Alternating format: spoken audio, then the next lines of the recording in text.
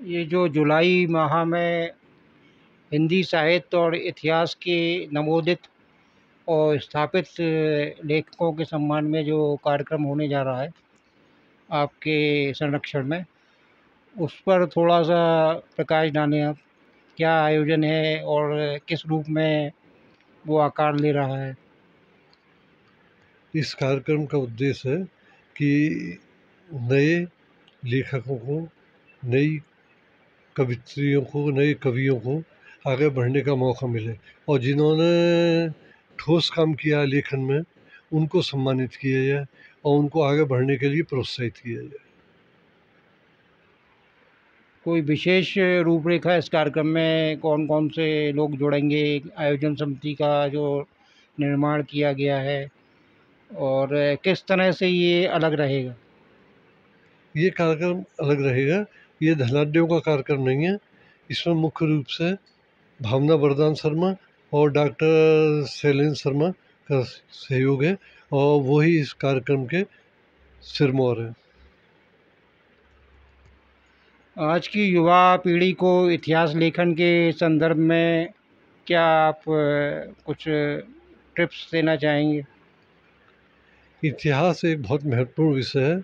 जो अपना इतिहास भूल गया, वो सब कुछ भूल गया, उसके आगे कुछ भी बाकी नहीं रहा। इतिहास के प्रति रुचि उत्पन्न होनी चाहिए, इतिहास को गहराई से पढ़ा जाना चाहिए, लेकिन बड़े खेद का विषय है, इस समय वर्तमान में ऐसा नहीं हो रहा।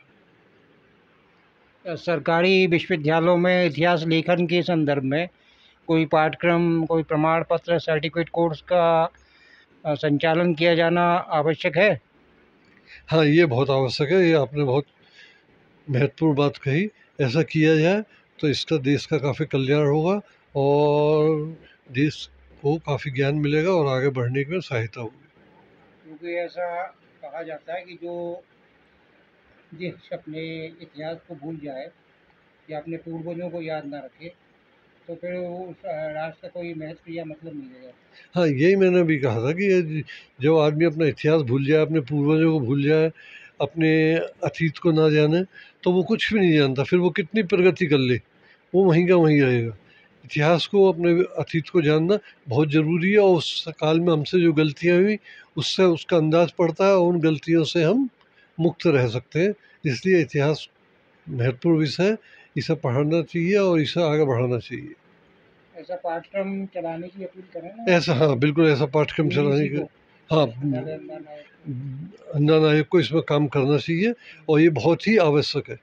वर्तमान शिक्षा मंत्रालय को कार्य करना चाहिए। शिक्षा मंत्रालय को इसमें कार्य करना चाहिए और शीघ्र करना चाहिए। जैसे शिवाजी शरण स्थली और म्यूजियम को लेकर जो इस समय थोड़ा-सा विवाद उत्पन्न हो गया, आपने पत्र भी लिखा प्रदेश सरकार को और महाराष्ट्र सरकार को, तो थोड़ा-सा उस पे भी आप विचार रखें।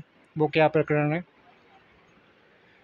आगरा में सरकार की योजना है, महाराष्ट्र सरकार की और उत्तर प्रदेश सरकार की मिलकर कि आगरा में शिवाजी का स्मारक बनाया जाए। शिवाजी का स्मारक बनाने के लिए जिस जगह का चयन किया जा रहा है, मीना बाज़ार की कोठी, वो जगह ठीक नहीं है, क्योंकि शिवाजी किस जगह बंदी रहे, उस समय की कोई इमारत आज की तारीख में अस्तित्व में नहीं है। जिस इमारत को ये बताया जा रहा है कि शिवाजी रहे, उस वो तो ब्रिटिश जब आगरा प्रेसिडेंसी बनी थी, तब ब्रिटिश गवर्नर जनरल के, ब्रिटिश डिप्टी गवर्नर जनरल के रहने का स्थान था। उसका शिवाजी से कोई मतलब नहीं है। तो मैंने महाराष्ट्र सरकार को ये पत्र लिखा और ये सुझाव दिया कि शिवाजी आगरा आते समय जिस जगह पर एक दिन ठहरे थे और उसको लेकर कोई विवाद नहीं है और वहाँ पे काफ़ी स्थान रिक्त है। मलूक चंद की सराय, जो कि आगरा में सेवला से आगे सीओडी के पास है, वहाँ पर शिवाजी का भव्य, सुंदर और विस्तृत स्मारक बनाया जा सकता है, वहीं बनाया जाना चाहिए। तो ये थे प्रसिद्ध इतिहासकार राजकिशोर शर्मा जी। आपका हमारे साथ जुड़ने के लिए बहुत-बहुत धन्यवाद। Thank you sir. इसमें से एक जो संपादन करके वो काट देना।